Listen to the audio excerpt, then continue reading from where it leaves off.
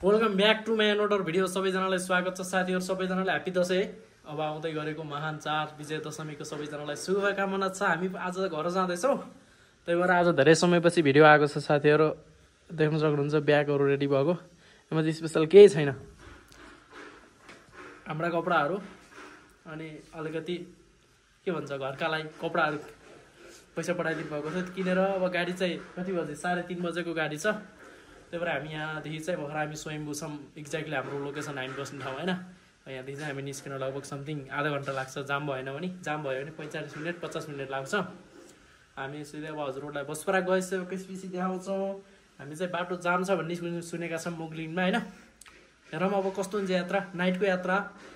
I hope राम्रो होस् घर जाँदासम्म भन्ने आशा होइन। बाटो साटो नबिग्रेको होस्। बर्खाको याम छ, हिजो पनि पहिरो गएको छ भन्ने कुरो आएको छ। है त भिडियो जस्तो लाग्छ त्यस्तै प्रतिक्रिया दिनु होला। भिडियो लास्टसम्म हेर्नु होला। त्यो हामी चाहिँ अब सिधै बसपारा गएपछि देखाउनेछौँ साथीहरू। इन्ड्राइभलाई कुरेको याङ्गो ठ्याक्कै 20 मिनट भयो, अझ आइपुगेको छैन साथीहरू। सामान धेरै भयो, त्यही भएर लैजानु नसक्ने गाह्रो भयो। त्यही भएर इन्ड्राइभमै जानु पर्ला भनेको, इन्ड्राइभमा भएन। याङ्गो पुगानेको अलि सस्तो रहेछ, त्यही भएर कुरिराखौँ। 1 मिनट आएर हाग्रे म्यापमा हेरौँ अब कति टाइममा आइपुग्छ। पानी आयो साथीहरू, बिजोको लास्ट अवस्था। बस्दा बस्दै पानी पर्न पनि आँटिसकेको थियो साथीहरू। अनि हामीलाई चाहिँ दाजुले बल्ल बल्ल अनि 15 मिनट कुरिसकेपछि चाहिँ स्वयम्भू लिन आउनुभएको थियो। यतिकैमा पानी यति ठुलो पर्यो, यति भयङ्कर पानी पर्यो नि साथीहरू। हामी चाहिँ त्यहाँ छेउको एउटा रेस्टुरेन्ट रहेछ, त्यो रेस्टुरेन्टमा गएर चाहिँ एकछिनको लागि भए पनि ओथ्यौँ। पानी बिदो होला भन्दा भन्दै बस्दा बस्दै गाडी छुट्ने बेला पनि भइसकेको थियो। हामी बस पार्कबाट निस्किएको केही समयपछि नै जामको लक्षण चाहिँ देखिसकेको थियो। त्यही पनि जाँदा जाँदै रात परिसकेको थियो। बाटो जाम नहुने भयो क्यारे भनेर हामी चाहिँ एकदमै खुसी थियौँ। साथमा चाउचाउ लिएको कारणले पनि हामी ढुक्क थियौँ कि यदि जाम भइहाले पनि हामी यो चाउचाउ खाएर भए पनि बस्नेछौँ भनेर। तर भनिन्छ नि हरेक कुराहरूमा सुखपछि दुःख, दुःखपछि सुख आउँछ भनेर। हामी जति खुसी थियौँ नि, केही समयपछि 2 बजे सकेको थियो साथीहरू। त्यत्तिकैमा जाम, यति ठुलो जाम पर्यो। हाम्रो साथीहरू गाडीबाट निस्केर रोडमै सुत्न लाग्नुभयो। सबैजना रोडमा सुतेकै बेलामा केही गाडीहरू चाहिँ अगाडि बाटो छ कि भनेर हेर्दै थिए। साथीहरू भर्खर बिहानको 7 बजेको छ साथीहरू है। ठ्याक्क 18 घन्टा भयो जाममा परेको, मुगलिनको जाममा। अहिले चाहिँ पुरा गाडी जाम रहेछ, त्यही भएर कुरेका छौँ। खै आज जाम खुल्ला जस्तो छैन। हिजो बेलुकादेखि भात पनि खाइएको छैन। बिहानदेखि हिजो बेलुकादेखि खाएको भनेको चाउचाउ र बोतलको पानीले जे गरो त्यही भएको चाउचाउ। अब 2टा मात्र बाँकी छ यार। अब यही हो अरे, अब गाह्रो छ। दसैँ मनाउन आएको, दसैँले गर्नु गर्ला जस्तो छ। अब चियाखाने बेलामा भात पनि पाइएन अझै। हिजो बेलुकाको खाना नसक्नु छ साथीहरू।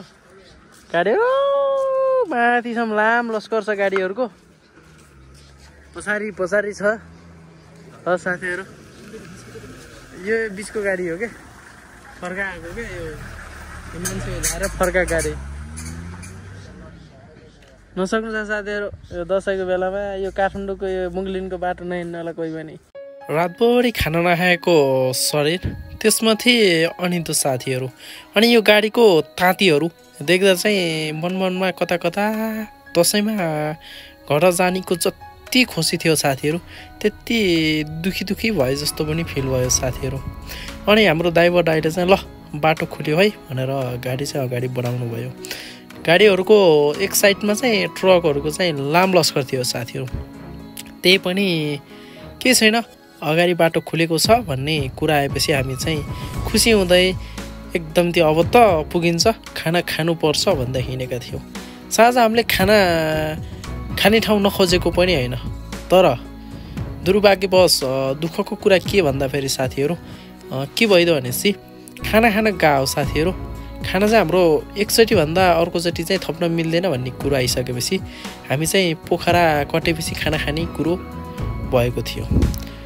अलिकति अघि गएका थियौँ आधा घन्टासम्म हिँडेपछि आधा घन्टा हिँडिसकेपछि जामपछि चाहिँ हामी मुगलिन सडक खण्डको अन्तिम अर्थात् लास्टमा पुगेर मुगलिनलाई चाहिँ हामीले बाई बाई गऱ्यौँ र हामी चाहिँ अब पोखरातर्फ लाग्यौँ। यहाँदेखि पोखरा कति बेला पुगिन्छ त भनेर हामीहरूलाई चाहिँ अत्यन्तै एकदमै आतुर थियौँ।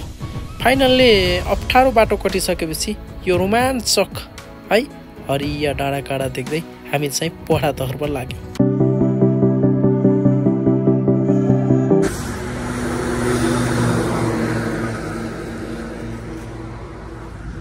बोल्न हाम्रो चाहिँ बिहानको टाइममा होइन भर्खर चाहिँ बज्यो 10 बट यति बेला चाहिँ मुखसुक भएर होइन रेसबाट अब खाना खाने ठाउँतिर जाने हो समथिङ अब चाहिँ पनि 20 मिनट जति लाग्छ होला। यस्तो दामी मौसम गरे यार कतिको भोक लाग्छ ल होइन अहिले भात खान्छस् खान्न अब त होटेलको भात छ थपी 5 चोटि थप्ने हो भात। यति भोक लाग्यो जति भातै नखाएको 18 घन्टा भयो होला होइन हामीले भात नखाएको अझ बढी भयो क्या 24 घन्टा पुग्यो साथीहरू भात नखाएको। मैले पनि 12 बजे खाऊँ हिजो भात 12:30 बजे 24 घन्टा पछि अब खाना खाँदैनौँ अझ पुगिसकेको छैनौँ साथीहरू। यस्तो बबाल मौसम गरे आयो त चाहिँ भोक लाग्दैन न तँलाई त अनि हाम्रो विराट सरलाई लाखा भोक कति थप्ने हो आज भात घरे गएर यार धेरै होइन नि 5 चाहिँ त थप्नुपर्छ होइन केटा 5 चाहिँ थप्ने साथीहरू है। अब चाहिँ हामी सिधै भात खाने ठाउँमा जान्छौँ त्यसपछि तपाईँहरूलाई देखाउँछौँ भात चाहिँ यति थपी खाने हो लास्ट भोक लागेको छ साथीहरू है त।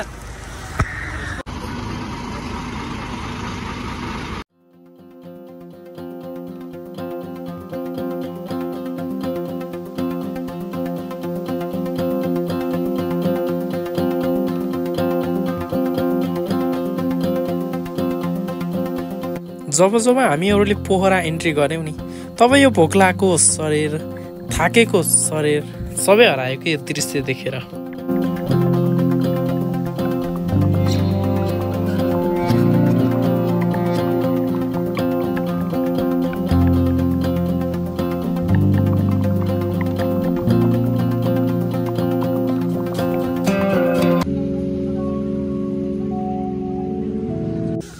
साथीहरू गाडीको चाहिँ फ्यान बेल छुटेको त्यही भएर फ्यान बेल भेट्दै बसको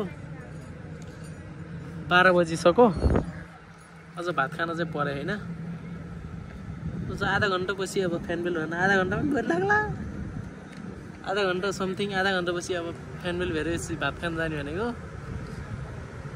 शरीरमा प्राण यति पनि छैन दसैँ हो कि दशा आयो त भोका छैनस् न भाइ तिमी त ताकै हो गर न अझ एकदम रे बसेर उठ्ने फन घुमाउँछ यार चक्कर लाग्ला अघि यार मुख धुन्छु भन्दा त घुमाउँछ के अरे यार हामी केबिनमा बस्नेलाई कि निन्द्रा लाइन के गर्ने यार सुत्न पाइन्न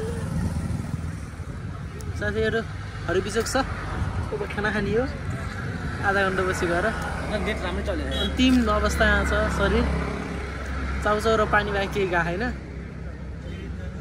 घर त अब 5 बजे पुग्ने त होला 5-6 बजे 5 बजे नै हो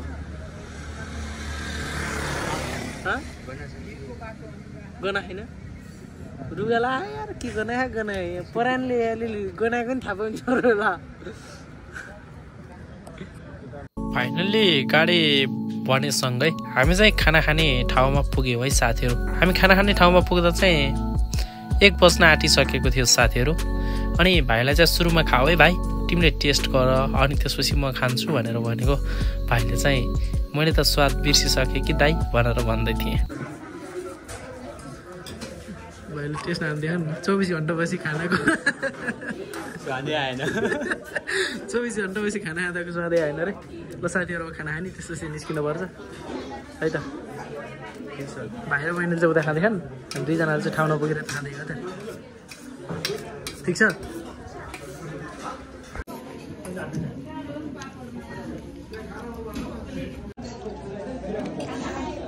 भोक चाहिँ अत्यन्तै लागेको हुनाले चाहिँ हामी चाहिँ खाना छिटो खाएर, खाना चाहिँ थोरै होइन साथीहरू, 3 चोटि चाहिँ खाना थपी हामीले खायौँ कि।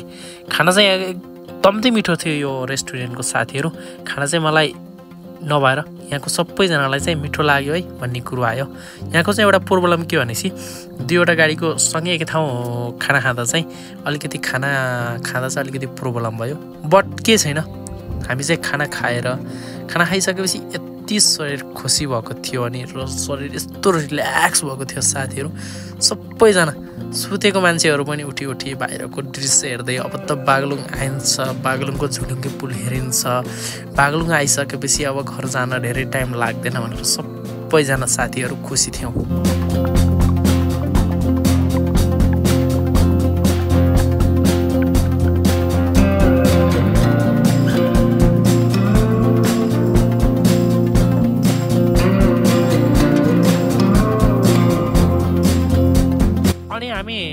मालडुङ्गा आइ नपुग्दै गाडीमा चाहिँ तेल अलिकति कम छ भन्ने कुरो गरिसकेपछि हाम्रो गुरुजीले ठिकै छ त नि, हामी फ्रेस हुन्छौँ, हजुर चाहिँ पम्पमा तेल राख्नुहोस् न त भनेर तेल राखेपछि फेरि अघि बढ्यौँ।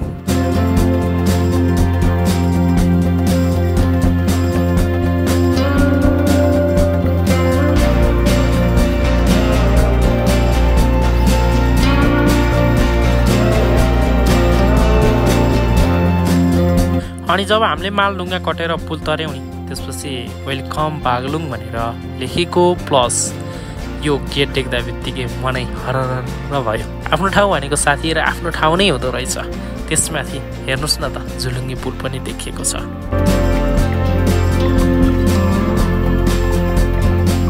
बागलुङको झुलुङ्गे पुल हेर्दा हामी त बागलुङको भगवती कालीका मन्दिरनिर पनि आइसकेछौँ अनि दर्शन गरेर अगाडि लाग्यौँ। साँझ छिप्पिसकेको हुनाले अलिकति टाइममा घर नपुग्ने हो कि भन्ने मनमा तर्सिरहेको थियो। बल्ल तल्ल गर्दै हामी चाहिँ बुर्तिवाङ 12 बजे आइपुगेका थियौँ। बुर्तिवाङबाट अलिकति हिँड्न पर्ने भएकाले मैले चाहिँ मेरा बहिनीहरूलाई बोलाएको थिएँ अनि भाइ र बहिनी आइसँगै उनीहरूलाई चाहिँ 1वटा झोला बोकाएर मैले चाहिँ 2वटा बोकेको थिएँ। अब त घर आइयो क्यारे भनेर खुसी हुँदै हामी चाहिँ मिठा गफ गर्दै घरतर्फ लाग्यौँ। शरीर एकदमै थकित भए पनि घर जान पाउँदा चाहिँ लास खुसी थिएँ। आजको भिडियो कस्तो लाग्यो त साथीहरू? जस्तो लाग्यो त्यस्तै प्रतिक्रिया दिन नबिर्सिनु होला। यो चाहिँ दुःखको छेड भए पनि एकदमै घर पुग्दा चाहिँ मन खुसीले रातभरिको अनिदो अनि दिनभरिको थकान पछि घरको नजिक पुग्दा चाहिँ मनबाट छुट्टै खुसी अनि आनन्द आएको थियो। यसो गर्दै घर पनि पुगिएछ। आजको भिडियो कस्तो लाग्यो त साथीहरू? जस्तो लाग्यो त्यस्तै प्रतिक्रिया दिन नबिर्सिनु होला। अनि अन्तिममा चाहिँ सबैजनालाई विजया दशमीको शुभकामना।